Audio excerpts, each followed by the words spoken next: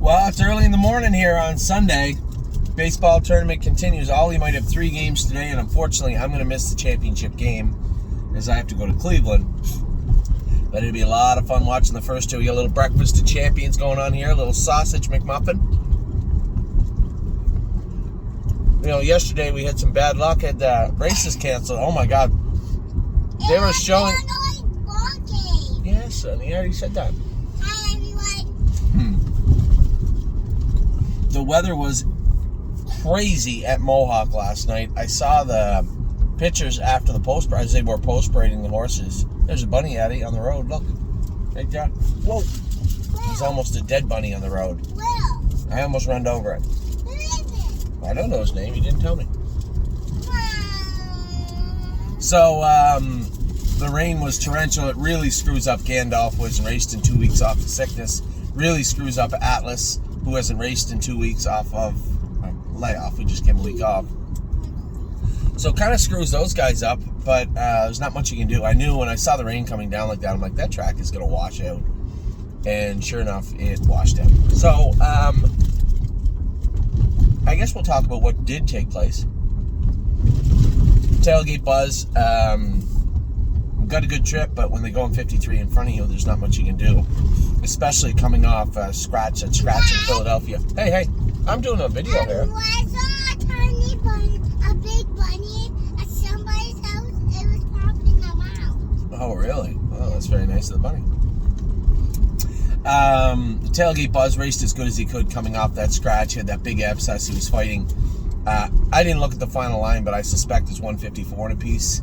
I thought the horse raced rather well, all things considered. And then we fast forwarded a bit. Don't talk about Bruno. We got race 1 in at Mohawk. It's hard to watch a horse finish 9th or 8th or whatever he was and discern something good from that, take something good away from that. But I mean, he really was only ready to trot 59 or 2 minutes. I thought he was just a hair flat. And Dominic had said to me after, he said, yeah, we did scope him, and I'm glad that he did. You know, I tell all of our trainers, I have questions that I get asked after a race. And it's my job to answer them. And if I don't have the information, I can't answer them. If a horse doesn't race as good as we hoped, and you don't scope him, how am I supposed to say, well, there's one thing's for certain, the horse was not sick, so we know that. We don't know that, right? It's very frustrating to me. And I was so happy when Dominic texted me and say, scoped Bruno. He said about a 2.5 out of 5 for mucus.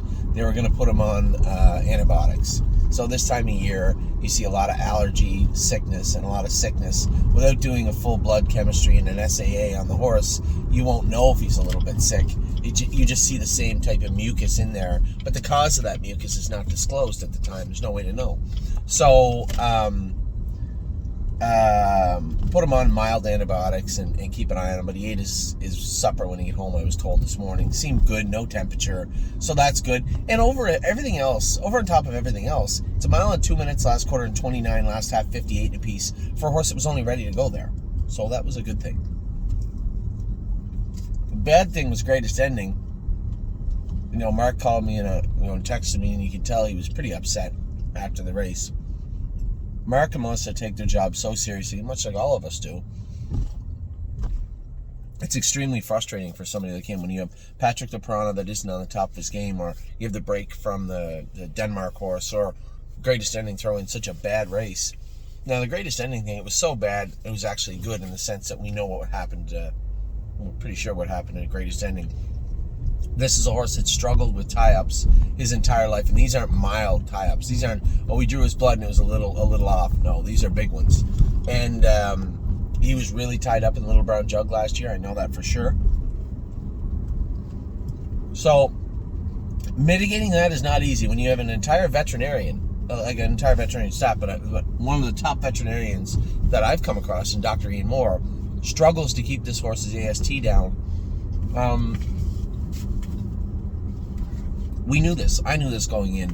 I was hoping, and we'll try our best to find a way forward so that we can mitigate this problem. We can stay on top of it and ahead of it. But to know that, we have to know his triggers, right? When we don't know his triggers yet. I suspect, in my mind, without knowing the horse, that his foot issues cause a lot of stress on him, and that stress leads to tying up. I'm guessing, again, I could be completely wrong, but that's what I believe. So I suspect we're going to find two things: a high AST and probably a quarter crack coming on this guy. Now, what we do with him moving forward, well, the first thing we got to do is get that AST down. Second thing is try and eliminate what didn't happen, try and figure out what did happen, and then try and stay on top of it moving forward. And that is much easier said than done. But we'll start. And that's not to say we didn't already. We knew this could happen. It's just an extremely difficult thing to mitigate. Tie up is so hard because there's so many factors and so many variables that go into it. Very difficult thing to stay on top of. So we'll get working on that. You didn't eat it all. No, I said you can't have your donut if you don't eat it all. I'm too full. Oh, well then you're too full for a donut. I'm eating it. So next we went to Looks Like Money. I thought the horse race tremendous. Here was a horse off Lays X going an extra eighth of a mile. You're watching me eat right now. Going an extra eighth of a mile. I didn't know how it would play out. I know that Scotty wishes he had stayed to the inside in the last turn. But that's how much Scott Zeron thinks of Looks Like Money. He actually went out of his way to sneak out in front of that other horse coming to get him a second over toe. That's how much he thinks of that horse.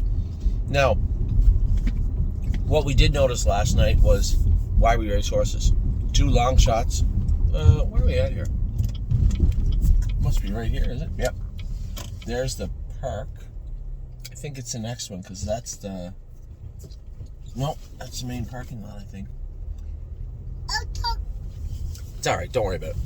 And then a flash card here. Yeah, there is. So this is why we race the horses, man. What a mile last night from from the horses that got beat, but the horses that beat them, right? Bond got beat by the Ohio horse last night. You want to talk about how tough racing is in Ohio? Charlie May races in the Open and hasn't won at Scioto and wins that race last night. Then you go to oh, we're playing down here.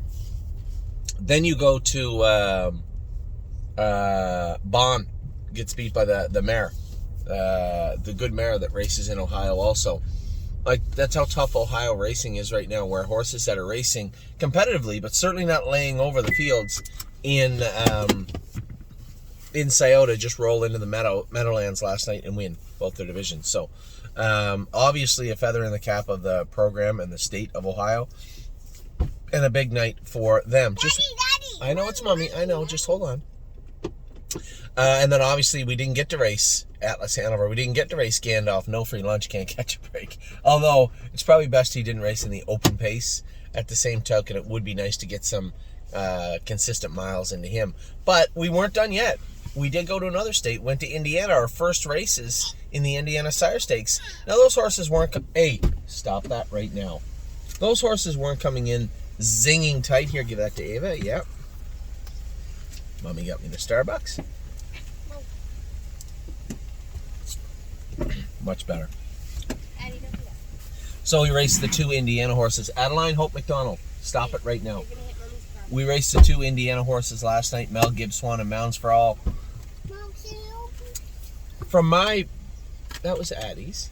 From my point of view, I thought you can win. You're not eating your donut because you didn't eat all your McGriddle. You didn't even eat all the chicken. Eat the chicken then, and I'll give you your donut. You don't eat. Okay, no chicken then, no donut. You're getting nothing. Mel Gibbswan and Mounds for All. So I talked to Adam Rucker, who is Ronnie Burke's guy in Indiana after the race. He was actually happy with both of them. Now, everybody was happy with Mel Gibbswan. Amy and I went for a walk last night. It was beautiful down on Riverside Drive in Windsor. And it ended up at the casino, oddly enough. And there was no reception in there. So I didn't get to watch Mel Gibbswan's race as I'm leaving. I turn it on, and man, I thought he won the race. Hey, excuse me. Shh. Yes. I thought he won the race, and man, Jessica beat a whisker. It doesn't get any tighter than that. And Mel Gibbswan went a huge mile, finishing second in 57 and 3, I believe. Whereas the other horse, Adeline Hope, shush, chatterbox. Adeline Hope is now being extricated from the car. These, you can take all these. You take this too. I don't want that. Take it. And here's her juice. She wanted her donuts. She's not having it. Oh my God. Now Mounts for All, I thought raced. You're getting a full load today of the McDonald family. Mounts for All, I thought raced flat. But he never, he's such a moody little bugger. He doesn't like to race good in the front. He certainly doesn't like to race good from last. And what I'd like to hear from Adam after was, he said, this is the type of horse that'll fit in good to us. We'll work him hard. And I think you'll like him over the next 2 weeks. And that's the one thing, that actually is the reason I sent Mounts for All. The reason I sent both of them to Ronnie was because, one, it's a top stable, and two, Mounts for All is a horse for him, right? And Ronnie's, I'd like to say he's a lot like me, but that would be stroking my own ego. I think the way that we work the horses is the same, very similar approach. Hard work, they're athletes, show me.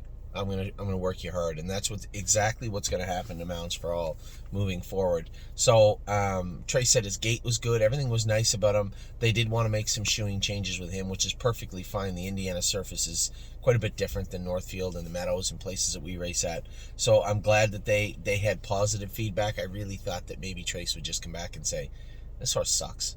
And that's how it looked a little bit to me, but actually he was quite complimentary. He said, no, nice gait, you can tell he's a little bit lazy, needs a little bit of work, and it's a second start, but he hasn't had a lot of work in as a 2-year-old. So extremely happy with what I saw from Mel Gibbswan. Everybody should, all my partners should be with him. And with Mounts for All, I know it's hard to look at that, and even for me, I'm optimistic, discern a racehorse out of a horse that finished 7th or 8th in a stake race, but all positive feedback from Trace and from, I think it was Trace. I'm pretty sure it was. From Trace and from Adam Rucker after the race. So really happy in that regard. So top to bottom, we had some cancellations. A really good race, all things considered, from Tailgate Buzz. A pretty good race from Don't Talk About Bruno. I know, again, 9th is pretty ho-hum. You don't get too excited about that, but this is the start of his career. This is a horse that, we were trying to get him sounded up. His feet were bothering him. He does wear window bars right now, and to have him go out and race to where I thought he was ready to go right now, it's pretty hard to be too upset with him. Then you factor in the mucus, enough that the veterinarian prescribed antibiotics after the race. So I think Bruno was pretty good. Tailgate Buzz was pretty good. Looks Like Money, I thought, was great again. Here's a horse that is just, and for everybody out there, sometimes when the horses are really good, you get spoiled with this huge performance like we did last week, and then he comes back to a really, really good performance, and it's hard to tell. When you're at a mile and an eighth, it's hard for me to say, he raced good or he raced bad. I thought he raced good. One thing's for certain, he almost made his purchase money back in his last 2 starts. So I think everybody should maybe pay attention to that too. Not that anybody's unhappy, but when you look at a race where we're racing against the best 4-year-olds for the most part in North America, just so proud of the work that Megan and Harry and Nellie and everybody in Megan's barn. I'm sorry, I don't know our caretakers by name, but the work that they put into this horse is just been impressive, and it's been reciprocated. He's just been such a good horse for us, and as I said, one of our best horses, maybe ever. Maybe the best horse ever so far. So a great mile from Looks Like Money. Then we had Gandalf and Lunch and Atlas canceled, so we'll try and get those made up. That's going to be tough to do. It's really going to take a bite into their schedule. And the 2 Indian horses I thought raced well. So congratulations to everybody last night.